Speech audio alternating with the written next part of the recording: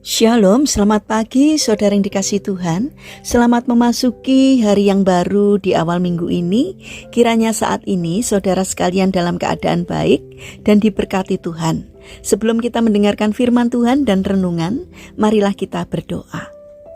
Tuhan Allah Bapa yang Maha Kasih, kami sungguh bersyukur atas kebaikan dan kemurahan-Mu ya Tuhan.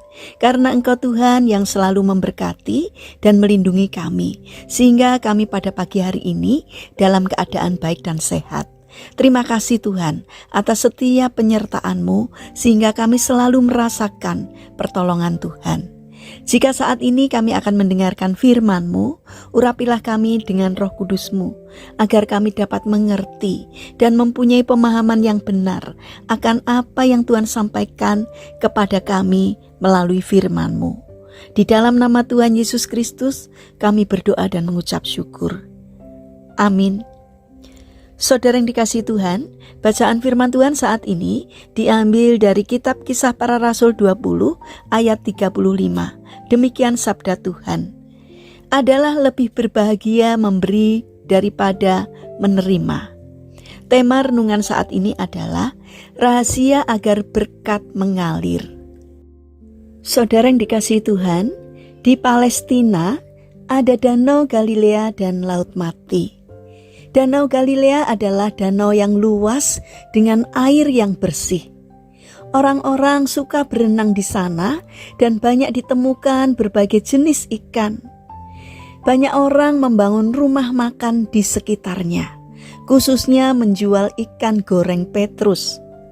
Laut yang lain adalah Laut Mati. Nama ini sungguh cocok karena tiada kehidupan di dalamnya dan airnya sangat asin. Tidak ada ikan atau tumbuhan yang tinggal atau hidup di sekitarnya. Hal yang menarik tentang dua laut ini adalah air sungai Yordan mengalir masuk ke Danau Galilea lalu mengalir ke tempat lain. Air sungai Yordan juga mengalir masuk ke Laut Mati, tetapi tidak dialirkan keluar lagi. Yang satu menerima dan memberi, yang lainnya menerima dan menyimpan. Akibatnya, yang satu memberi kehidupan di dalam dan sekitarnya, tetapi yang satunya tidak. Saudara yang dikasihi Tuhan, hari ini Rasul Paulus mengingatkan kepada kita untuk lebih baik memberi daripada menerima. Dengan memberi berarti kita memberkati orang lain.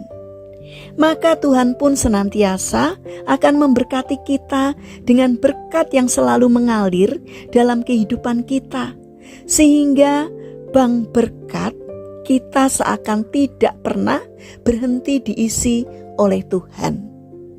Kalau kita hanya menerima saja tanpa pernah memberi, maka ketika bank berkat kita penuh, Tuhan tidak pernah mengisinya lagi. Hanya segitulah berkat yang kita terima. Selama kita suka memberi, walaupun keadaan ekonomi kita pas-pasan, kita adalah orang yang kaya. Tetapi walaupun keadaan kita kaya dan berlimpah, dan kita tidak pernah mau memberi alias pelit, maka kita tetap hidup dalam kemiskinan. Perlu kita sadari bahwa sebagian rezeki berkat yang Tuhan berikan kepada kita adalah milik orang-orang yang tidak mampu. Tuhan memakai kita untuk menjadi saluran berkat bagi mereka. Ilmu dan kepandaian yang Tuhan berikan kepada kita juga harus disalurkan kepada orang lain, agar bank kepandaian kita dapat diisi Tuhan dengan lebih banyak pengetahuan lagi. Janganlah takut miskin karena memberi.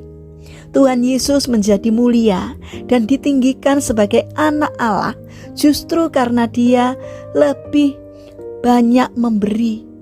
Dan Ia memberi seutuhnya untuk kita dengan mati di kayu salib. Saudara yang dikasihi Tuhan, marilah kita menebar berkat bagi banyak orang, sehingga kehidupan kita dapat semakin berarti. Ada yang menyebar harta tetapi bertambah kaya. Ada yang menghemat secara luar biasa, namun selalu berkekurangan. Siapa yang memberi berkat, diberi kelimpahan. Siapa memberi minum, ia sendiri akan diberi minum. Amsal 11 ayat 24 dan 25.